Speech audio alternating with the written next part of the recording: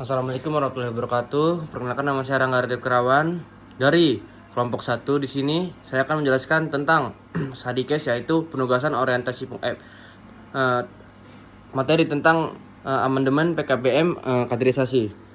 Kemudian yang pertama itu pada study case ini dibahas mengenai amandemen PKBM kaderisasi yang dilakukan untuk menyesuaikan sistem kaderisasi organisasi agar lebih efektif, terarah, dan sesuai dengan kebutuhan organisasi mahasiswa saat ini. Amandemen ini dibuat sebagai bentuk evaluasi terhadap aturan kaderisasi sebelumnya agar proses pemilihan anggota dapat berjalan lebih baik dan mampu menciptakan kader yang aktif, disiplin, serta bertanggung jawab.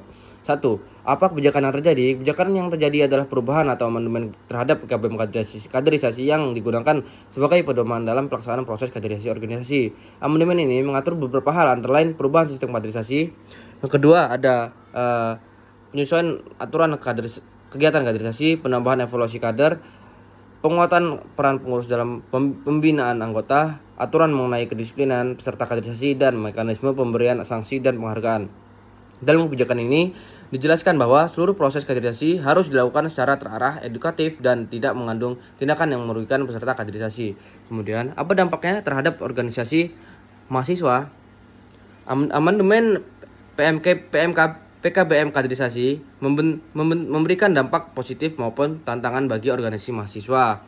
Dampak positifnya yaitu sistem kaderisasi menjadi lebih terstruktur, meningkatkan kualitas pembinaan anggota, memperjelas aturan dan tanggung jawab pengurus, membantu menciptakan kader yang lebih disiplin dan aktif, mengurangi potensi kesalahpahaman dan dalam pelaksanaan kaderisasi. Dampak negatifnya atau tantangannya yaitu membutuhkan penyesuaian dan dari seluruh anggota. Pengurus harus lebih aktif melakukan pengawasan, pelaksanaan kegiatan menjadi lebih ketat, membutuhkan evaluasi rutin agar aturan tetap relevan. Namun secara umum, amandemen ini membantu organisasi menjalankan proses kaderisasi dengan lebih baik dan profesional. Apakah kebijakan tersebut efektif?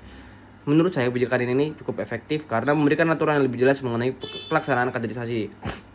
Beberapa alasan kebijakan ini efektif yaitu adanya pembagian tugas yang lebih jelas, sistem evaluasi kader menjadi lebih terarah, membantu meningkatkan kedisiplinan anggota, mengurangi pelanggaran dalam proses kaderisasi, membantu organisasi mencapai tujuan pemilihan anggota. Namun, efektivitasnya kebijakan tetap bergantung pada kepatuhan pengurus dan anggota serta konsisten dalam penerapan aturan yang telah disepakati bersama.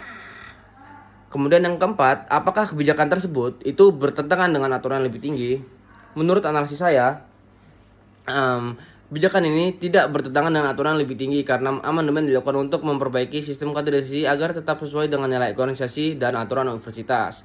Kebijakan ini juga mendukung yang pertama, pemilihan karakter mahasiswa. Yang kedua, peningkatan kualitas organisasi. Yang ketiga, penerapan disiplin dan tanggung jawab. Yang keempat, pelaksanaan kegiatan organisasi yang tertib. Yang kelima, pengembangan kemampuan anggota organisasi. Dengan demikian, amandemen PKBM kaderisasi dapat dikatakan selaras dengan tujuan organisasi dan aturan kampus. Sikap dan strategi organisasi mahasiswa. Sebagai organisasi mahasiswa, langkah yang dapat dilakukan antara lain mendukung pelaksanaan amandemen secara bertanggung jawab. Yang kedua, menjalankan kaderisasi sesuai aturan yang berlaku. Yang ketiga, mengedepankan pembinaan yang edukatif dan positif. Yang keempat, menjaga komunikasi yang baik antar anggota. Yang kelima, melakukan evaluasi secara berkala terhadap sistem kaderisasi, dan yang keenam, menjadikan kaderisasi sebagai sarana pengembangan diri anggota. Organisasi mahasiswa juga harus mampu menunjukkan sikap profesionalitas dan tanggung jawab dalam menjalankan proses kaderisasi. Kesimpulannya, berdasarkan hasil analisis, amandemen PKBM kaderisasi merupakan langkah yang dilakukan untuk memperbaiki dan menyempurnakan sistem kaderisasi organisasi agar lebih terarah, tertib, dan sesuai dengan kebutuhan organisasi saat ini.